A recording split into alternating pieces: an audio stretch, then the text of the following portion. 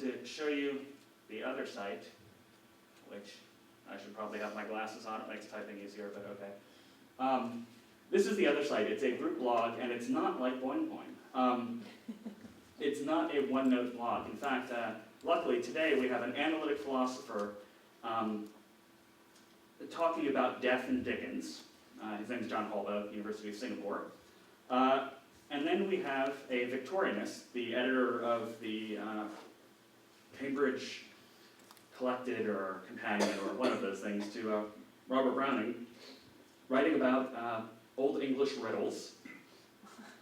And we have a person interested in neuroscience, writing about Dumbledore, apparently. But it's a group blog that actually, and here I post about Eliot, it's a group blog that deals with literary studies, but the real kind of academic core of the blog are the book events, in which we take a book and then we invite the author or authors. Theories, Empire was an anthology. Grass, Maps, and Trees is the Franklin Moretti book. We have The Trouble with Diversity, which was Walter Ben Michael's book. And what we do is we get 15, 16 people to actually review the books. And what's interesting about these reviews is that unlike an actual academic review in which you have to cover the entire argument, with a book event, you can just, everyone can focus on what they want to focus on. You don't have to worry about covering the entire book. You can just cover the one chapter that you're interested in, the one aspect you're interested in, and then the author responds. And what's really amazing about this is that, and here's the last one that I officiated, it was about a book called The Novel of Purpose, and it will pop up, there we go. And this is a very kind of limited, a book with a limited audience. It's an academic book that would probably sell 250 copies, all in libraries, because it's about transatlantic culture and literature in the late 19th, the mid to late 19th century. It's not a book that would sell.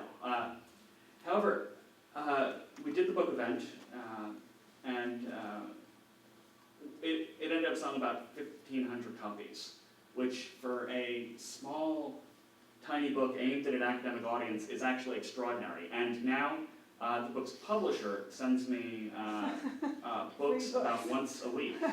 And this is the free book thing that they don't tell you about when you start blogging. But it can be a curse. Yes, it can. You should see my apartment. But it's better than being ignored. And that's basically what everyone who I write about or have corresponded with has said, that when I write about an article I find in a journal, and in fact, Amanda Claybaugh, she contacted me after I wrote about an article which ended up being a chapter in this book.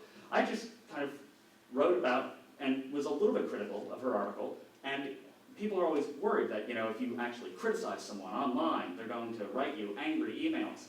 They don't. The most vicious thing I ever wrote about another academic, I got an email from the guy a week later, not that anybody is a vanity Googler, but about a week later. And of course he took issue with what I had said. He disagreed with my disagreement, which is to be expected. But really he was just happy that someone had read his article. And this is the big difference between academic blogging and academic culture at large. Academic culture at large, while it's correct to say that academic bloggers might not sculpt their prose the way they would if they were actually writing for a journal. On the other hand, when you're writing for a journal, you're writing for an audience of 4.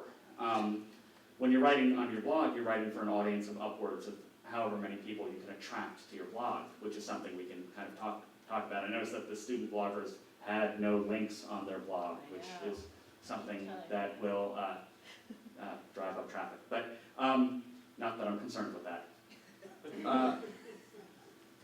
But the real kind of great thing about academic blogging is having an audience, actually writing for people, not your dissertation committee, not the 4 people on the editorial board of the journal. I mean, yes, it's nice to have prestige, but on the other hand, prestige means nothing if you're not actually part of an intellectual community. It's just something to put on your CV, something to get tenure, something to get a raise, but it's not actually intellectual. And I'll stop on that happy note. All right, thank you.